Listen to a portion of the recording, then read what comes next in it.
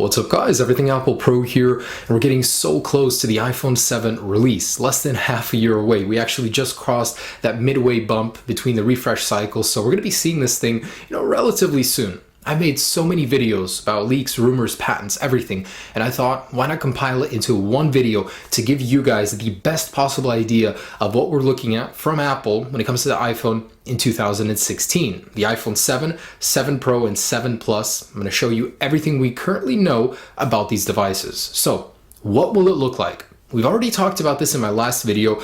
A leaked design of the iPhone 7 from an AutoCAD sort of program, a render, basically shows it won't change much on the outside, but there certainly will be differences. The iPhone 6s wasn't much of an upgrade from the 6 in terms of looks. The 7 will be more of an upgrade, but still, it won't be a full redesign. So, what we currently know about it, based on these leaked images, basically someone took the renders, the leaked images, and made their own concept in higher quality of it. So take a look at these. I've shown you them already, but just to give you an idea, the iPhone 7 will still keep that rounded design. It won't be more squared. It will have a flush camera though. The standard 7 will not have a protruding camera. The antenna bands on the back of the device will remove the horizontal midsection, so it'll just curve around the back, top and bottom. It looks very great in the images. It's very similar to the new iPad Pro LTE bands, so they curve around in that sort of manner. And unfortunately, we won't be seeing a huge redesign like expected. That'll actually come in 2018. So Ming-Chi Kuo, one of the best analysts in the Apple world, is basically saying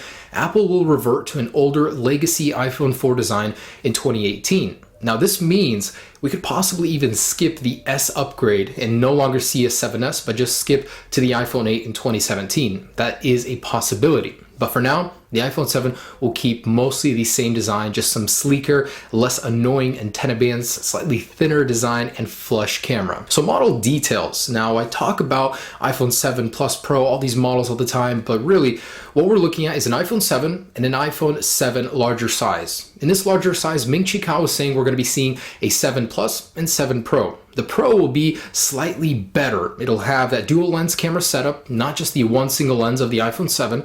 It'll have an exclusive 3 gigabytes of RAM and possibly an exclusive 256 gigabytes storage option. So look-wise, it won't change much, but about the enclosure itself, it will be at least a millimeter thinner. So Ming-Chi Kuo is saying it'll be between 6.0 to 6.5 millimeters. That makes it almost as thin as the iPod Touch 6th generation, which is at 6.1 millimeters. Now, in order to get this thinner size, Apple did have to change around some things on the inside. So first off, we do have a thinner lightning port enclosure. Some new EMI shielding inside on the logic board allows for more dense, compact logic board design, and that'll actually help you get more battery life and a slightly thinner design in general, and no headphone jack. So the thing everybody's been talking about is actually happening. Apple will not be including a headphone jack in the iPhone 7. This will actually help make the device thinner, but it's not really why Apple's removing it. Why is Apple removing the headphone jack? Just like the floppy drive, the CD drive, USB-A ports, like they're all disappearing, and it's all for a reason, because Apple sees the future of wireless connectivity where people don't really use these standards anymore. The headphone jack has been around for over 40 years, and Apple's thinking it's about time to get rid of it in favor of a new lightning jack. So this lightning jack that's currently available, of course, in all iPhones, will be able to stream high quality audio, even higher quality than currently available over the 3.5 millimeter jack. So not only will it help make a smaller, thinner phone, it'll actually help you get higher quality audio from those headphones. So Apple will be including new lightning connector headphones in the box of the iPhone 7 and 7 Pro or Plus models. Basically, it'll connect inside the lightning enclosure and you'll get very high quality audio from them. So now that begs the question, how will you charge your device while listening to music? And that could possibly mean wireless charging could be included in the new iPhone 7. However, that's something that's less likely to happen. But Apple will be selling separate wireless headphones, and they've actually trademarked that as AirPods. So AirPods will be available as an optional accessory to purchase, but the headphones will be lightning connector included in the box. And in the actual patent notes, Apple details a hybrid wireless wired option for these headphones. Basically, they'd be wireless on their own, but when the battery dies, you can plug them into the wire and actually have a wired connection. And also, as a result of no headphone jack, there will be stereo speakers, making this the very first iPhone to have stereo speakers. All of them just had mono, just one speaker on the bottom, and I'm actually looking forward to that. I use my phone as a speaker often. I'd love to have better audio with that. And this is supported by the fact that the case leaks show a very even design on both sides of the speaker ports. So no longer do you have a headphone jack, just two speakers making a stereo speaker setup. The iPhone 7 may have an iPad Pro-like smart connector. So in those leaked images, if we zoom in real close on the bottom of the phone, you can see 3 pins. Now those 3 pins are just like the ones on the iPad Pro. Now it's unknown what this could mean for the iPhone, but we can guess that this would open up a world to third-party, cases, different things, maybe even wireless options for this iPhone. Basically, higher transfer speeds, faster charging through these ports. And it's unknown if this is legit, if this is just a testing model. We know Apple's testing many variations of the iPhone 7, but a smart connector may be included on the back of the iPhone 7. Storage. Apple will be upping the base storage to 32 gigabytes. Of course, media sizes are on the rise, and Apple's latest Pro iPads all have a base model storage of 32 gigabytes. Now for the lineup, we might be seeing 32, 128, and 256 on the iPhone 7 Pro model. On the iPhone 7 and 7 Plus models, 32, 64, and 128 seem reasonable. Now getting to displays, it's unlikely we'll see a huge change here. Apple will be updating the resolution, but the technology will remain LCD IPS panel. We do need OLED, that is coming, it has been confirmed in the future, likely 2017 or 2018, but for now, LCD technology with a resolution bump on the standard iPhone 7 from a 750 by 1334 resolution to a 1920 by 1080p resolution, making it full HD. So that means you're going from 326 pixels per inch to 469. That's quite an increase. The larger iPhone 7 Plus is unlikely to get a resolution bump, as it will remain at 1920 by 1080p resolution. If it were to get one, it would go up, of course, to QHD display, 2560 by 1440 resolution. It's a shame, really. Every Android smartphone nowadays comes with a QHD display. Apple should really catch up, but it's unlikely to happen with the iPhone 7 Plus or Pro. They'll remain at 1080p. So what's powering these monsters? The Apple A10 chip. So Apple's rapidly approaching Intel with their chip technology. Intel should be scared. Apple's actually able to stack so many 3D transistors in the space of the A9 chip. You get a ton of power for such a small chip. And 16 nanometers is the confirmed configuration of the Apple A10 chip. TSMC actually just signed a contract. They'll be producing 100% of the chips for Apple for the iPhone 7, of course, in 16 nanometer size. When it comes to RAM, Apple's going to be sticking 2 gigabytes LPDDR4 in the iPhone 7, so no change there, but the iPhone 7 Pro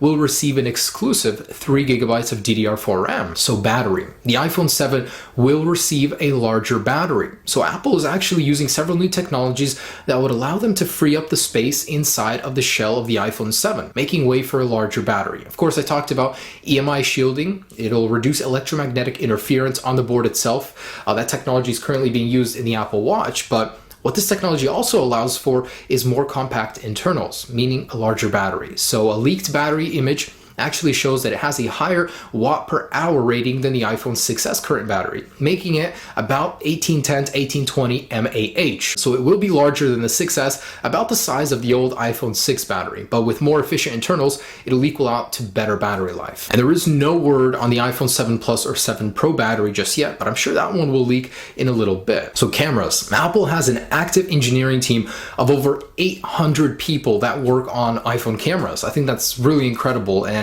the iPhone 7 is going to be a benchmark in camera performance for Apple. So what do we know about the camera setup on the iPhone 7? We know the iPhone 7 itself will receive a larger camera. It will have a larger overall size, but it will remain flush thanks to a new patent that allows for better configuration of the internals of the lens. So you'll get a lot of nice fancy technology. Of course, do better in low light, it'll have a larger aperture, all the good stuff. But the real focus is on the iPhone 7 Pro. It'll have that dual lens setup. The actual lens module was leaked, and it basically shows an Apple-like design. This thing would fit inside a larger iPhone 7 Pro or Plus shell, but most likely the Pro model.